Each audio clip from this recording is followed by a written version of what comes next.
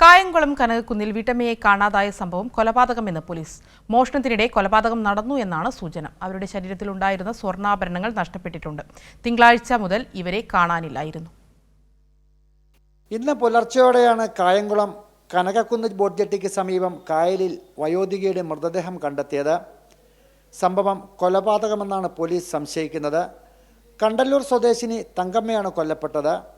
തിങ്കളാഴ്ച മുതൽ ഇവരെ കാണാനില്ലായിരുന്നു. ഇന്ന് പുലർച്ചയ്ക്ക് കനകക്കുന്ന് ബോട്ട് ജെട്ടിക്ക് സമീപം നാട്ടുകാരാണ് മൃതദേഹം കണ്ടെത്തിയത്. കൈയും കാലും ബന്ധിച്ച് കല്ല് കെട്ടി താഴ്ത്തിയ നിലയിലായിരുന്നു മൃതദേഹം. ഉടൻ തന്നെ നാട്ടുകാർ പോലീസിലും ഫയർഫോഴ്സിലും വിവരമറിയിക്കുകയായിരുന്നു.